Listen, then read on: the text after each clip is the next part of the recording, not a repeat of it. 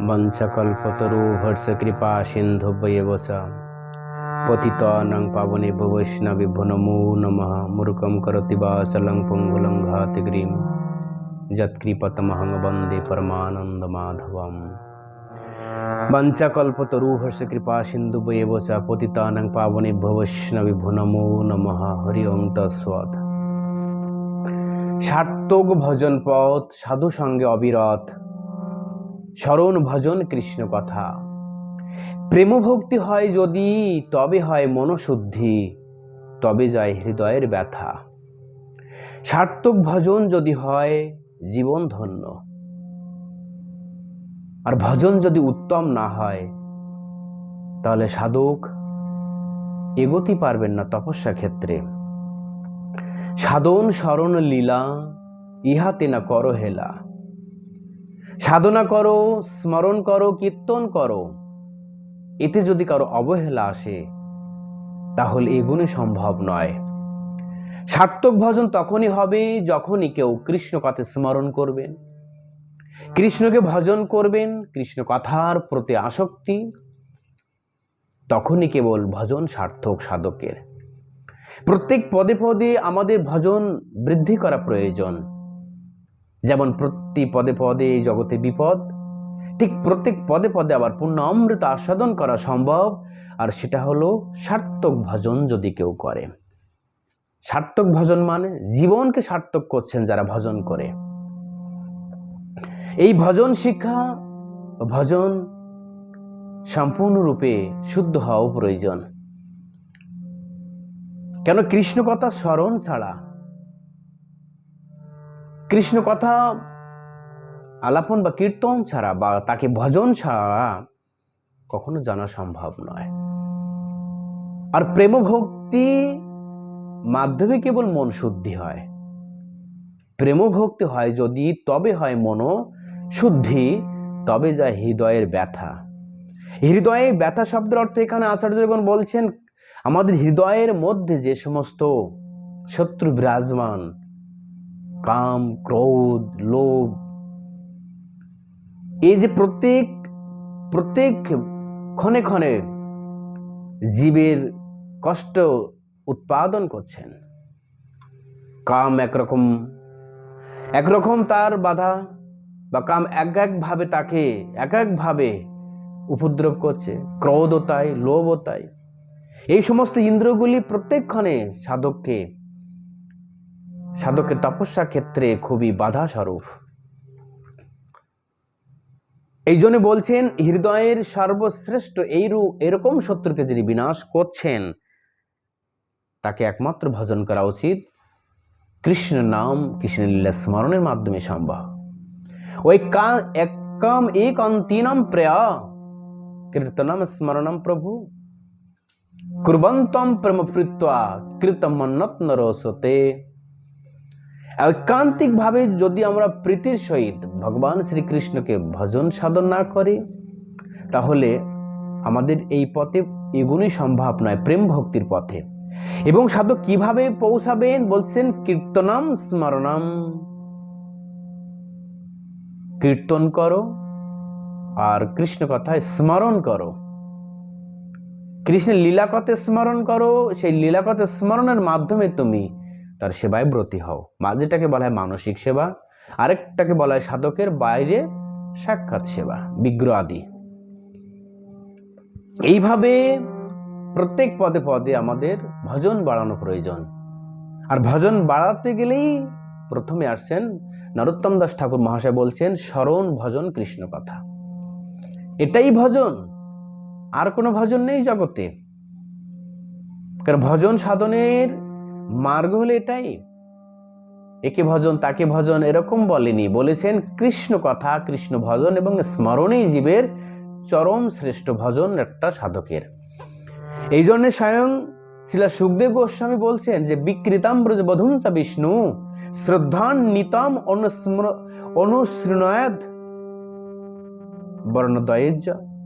যদি কোনো ব্যক্তি ব্রজ বধূদের সঙ্গে যে ভগবান শ্রীকৃষ্ণের লীলা শ্রবণ করেন, কীর্তন করেন, স্মরণ করেন, শ্রীনুদয়াত অর্থাৎ শ্রবণ করেন, আদি মানে বহু প্রকার ভাবে করা যায়। যদি এরকম ভাবে কেউ কৃষ্ণ ভজনা করেন, প্রেম ভক্তিং ভগবতী প্রতিলভ্য কামাম, প্রেম ভক্তির সহকারে লীলাকথা স্মরণ ভজন শ্রবণ যদি কেউ করে, তো অসিরে তো বলছে প্রতিলভ্য কামাম, হৃদয়ের যে সর্বশ্রেষ্ঠ শত্রু যে কাম, হৃদ রোগ আমাস্য অপহীর অপহীত অসিরেন ধীর।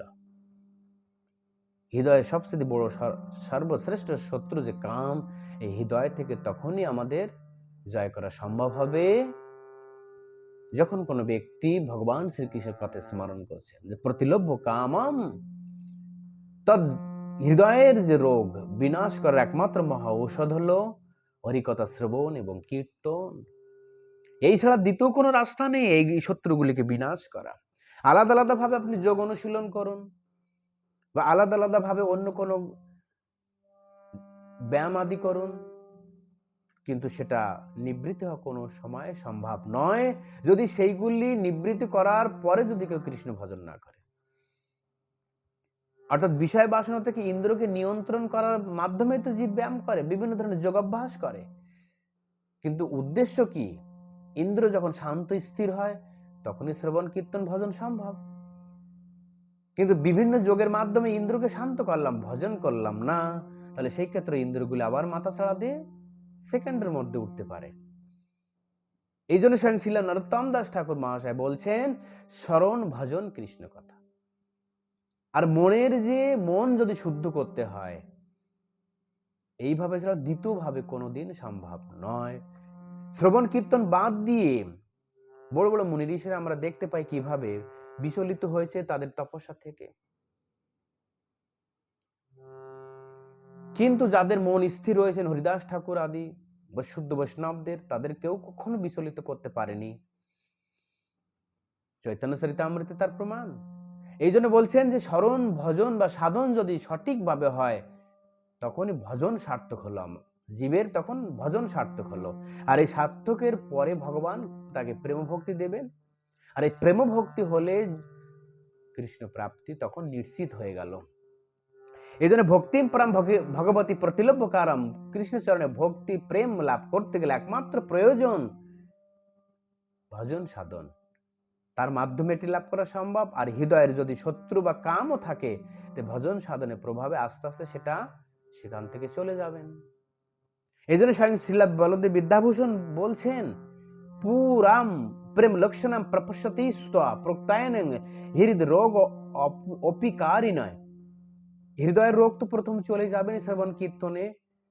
প্রেমাং প্রবেশাৎ তৎ প্রভাবই এব আচরত, তখন প্রথম প্রেম ভক্তি অধিষ্ঠিত হলে তৎ আচরণ করবেন। হৃদরোগ নাশ ইতি প্রেমায়াম, হৃদয়ের রোগ বিনাশ হওয়ার সঙ্গে সঙ্গে সে প্রেম ভক্তি প্রাপ্ত হবেন। যতক্ষণ পর্যন্ত হৃদয়ের যে শত্রু যে রোগগুলি চিরতরে আমরা নিবৃত্তি করতে না পারছি, ততক্ষণ পর্যন্ত হৃদয়ে কৃষ্ণ প্রেম প্রবেশ করা সম্ভব নয়। এই জন্য বলছেন প্রেমাণম জ্ঞান যোগেন ইব ন দুর্লভ দুর্বলং পরতন্ত্রং চাইতি ভাবহা, যে অন্য অন্য যে যোগ রয়েছে, অন্য অন্য যে ভাব রয়েছে, জ্ঞান আদি ইত্যাদি, এগুলির প্রভাবে প্রেম ভক্তি প্রাপ্ত হওয়া সম্ভব নয় যদি সেই যোগ এবং জ্ঞানের মধ্যে যদি শ্রবণ কীর্তন ও ভজন সাধন না থাকে। এই জন্য প্রত্যেক পদে সে চরম ব্যাখ্যা প্রেম লক্ষণা ভক্তি প্রাপ্তি হওয়ার উপায় তো এটি। স্বয়ং শ্রীল জীব গোস্বামীপাদ বলছেন তার লঘু তশনীতে, তত্র তো হৃদ রোগ উপহারাত পূর্বমেব পরম ভক্তি প্রাপ্তি তস্মাৎ পরবল দিয়েনম সাধনীতি ভাব। যতক্ষণ না পর্যন্ত সাধকের এই ভাব উদয় না হচ্ছে, শ্রবণ কীর্তন রূপ ভাব, ততক্ষণ পর্যন্ত হৃদয়ের যে সর্বশ্রেষ্ঠ শত্রু বা কাম ক্রোধ এগুলো জয় করা সম্ভব নয়।